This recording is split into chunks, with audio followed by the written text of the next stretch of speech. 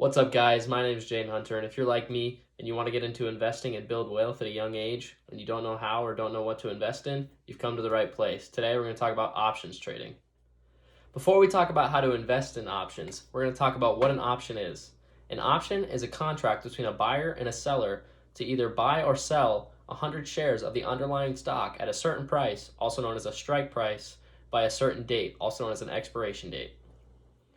There are four different types of options you can choose from. These contracts include buying a call, buying a put, selling a call, or selling a put. Each of the four choices has its strengths and weaknesses. But first, before we get into investing options, you must know options, although they have greater profit margins, they also come with higher risk and have chance of greater loss as well. So invest at your own risk. Now that that's out of the way, let's get into each of the four contracts, starting with buying a call.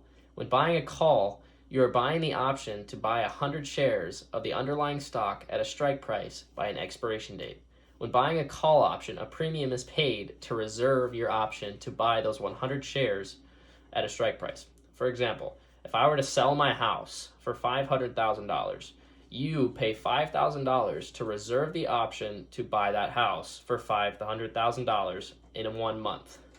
So 1 month being the expiration date and $500,000 being the strike price. Say within that 1 month, a shopping mall is put up and the house value increases to $550,000. You then would exercise your option, your call option, for $5,000 to buy the house at $500,000, leaving you with a profit of $45,000, which comes from $550,000 minus $500, which is $50,000, minus the $5,000 you paid for that contract. Now say that within that month, a cemetery was built across the street, making the house go down in value to $450,000. You then would not want to exercise your contract to buy that house for $500,000, as you could buy it for $450,000. At this point in time, you would be only down $5,000 or the premium paid for that contract. Buying a call has unlimited profits with limited losses. Now, on the other hand, you could sell a call option. You would be on the other side of this contract where you receive a premium, or also known as a credit, for selling this contract. For example, you would be the one selling the house for $500,000 rather than buying the house at $5,000. The profit and loss would be the opposite as if you were buying the call option. If the house went up in value, you would lose money as you are selling the house for $500,000 instead of the $550,000 that it's worth. This would result in a loss of $45,000, which comes from the $50,000 value you missed out on, minus the $5,000 premium you received.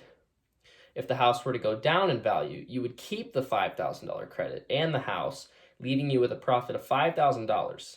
Selling a call has limited gains with basically unlimited loss potential. Now that we know about the two call options, let's talk about put options. First, let's talk about buying a put option. When buying a put option, you're buying the option to sell 100 shares of the underlying stock with a strike price and an expiration date. When buying a put, a premium is paid, reserving the right to sell these 100 shares. If the price of the underlying stock were to go down, that is when you would make profit. For example, you buy a $50 contract to sell 100 shares of Amazon for $100 in 1 week. If Amazon were to go down in value to $90, you would then make $1,000 profit, or $10 each per share. On the other hand, if Amazon were to go up in value to $110, you would then lose the $50 you paid for that contract because you wouldn't want to sell the 100 shares for $100 when it's worth $110. Buying a put option has limited loss potential while having basically unlimited profit potential. On the other hand, let's talk about selling a put. Selling a put is the exact opposite. Just like selling a call, you would receive a premium paid by the buyer of the contract. When you sell a put, you are selling someone the option to sell 100 shares of the underlying stock, meaning that you will buy those 100 shares at that strike price at that date. For example, if you were to sell a put saying you will buy 100 shares of Amazon for $100, you would receive a $50 credit or a premium for that contract. If Amazon were to go up in value to $110, you would then make the $50 profit, as the buyer of the contract would not want to exercise their option to sell it for $100 when it's worth $110. On the other hand, if the stock went down in value to $90, you would be forced to buy their 100 shares for $100 apiece, leaving you with a loss of $10 per share or $1,000. Selling a put option has limited profit while having basically unlimited loss potential. Now, like I said, if you're at a young age and you want to build wealth, then you most likely don't have the capital to buy or sell 100 shares at a price for any stock, really, because it would be extremely expensive. So if this is true for you, options can still be a very good money-making strategy for you. Just let me explain how. Knowing how options contracts work and how they bring profit or loss, you can understand that the options itself or contracts themselves have value just like an underlying stock. For example, back to the house option. The option to buy the house for $500,000 was $5,000 at the beginning of the month. Say halfway through the month, the news of the shopping mall was released and the house went up in value to $525,000, halfway to the call, the strike price, and the expiration date. This contract would then go up in value to say $7,000 as the probability of making profit or the house going up to $550,000 increased. If you bought the contract at $5,000 at the beginning of the month, but you don't have the $550,000 to buy the house, halfway through the month, you could sell that contract back for $7,000, making $2,000 in profit. If the house were to go down in value when the cemetery news was released to $450,000, the contract would then lose value and cost $3,000 as the probability of making profit decreased. This would leave you ultimately with a loss of $2,000 when you sell that contract back. As the probability of making profit increases, it becomes more expensive to buy that option contract, and vice versa, the less premium you receive when selling the option. Now that you know the basics about all 4 options contracts, let's jump over to Robinhood and show you some examples and how to buy and sell options. Let's go. Now that we're on Robinhood, let's go ahead and talk about the examples of buying a call. First off, we're going to start with the stock Wells Fargo. First, in the bottom right corner, click Trade, and then click Trade Options. At the top, you'll see a list of expiration dates. These dates for each stock can vary between weekly, monthly, and also quarterly. Wells Fargo has expiration dates that are weekly. November 20th is the date we're going to select, which is Friday, the end of this week. It'll then bring up a list of all the options and the 4 options at the top where you can select to buy, sell, a call, or put. So right now we're looking at buying a call. And as you can see, the stock price of Wells Fargo is $24.07.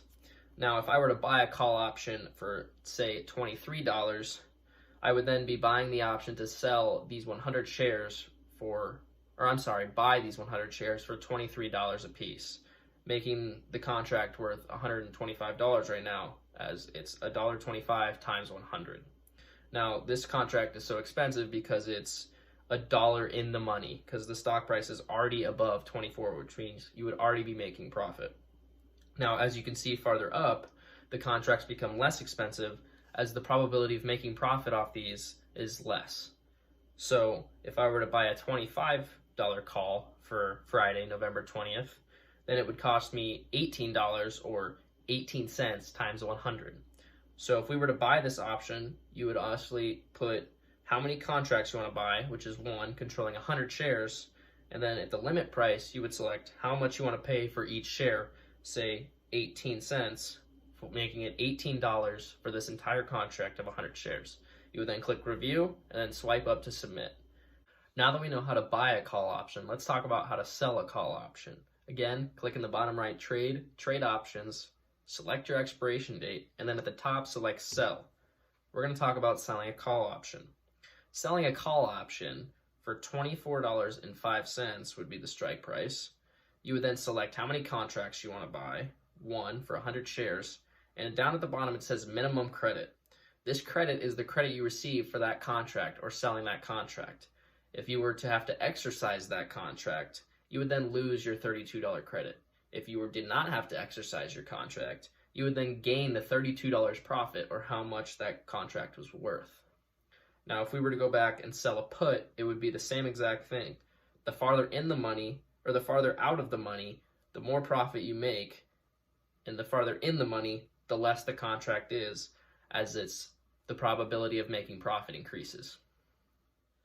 Hopefully you guys learned the basics or a little bit more about trading option strategies. And if you want to learn more about individual strategies and how to make profit using them, I'm going to have a video up next on individual option strategies and the best ones to use as a beginner.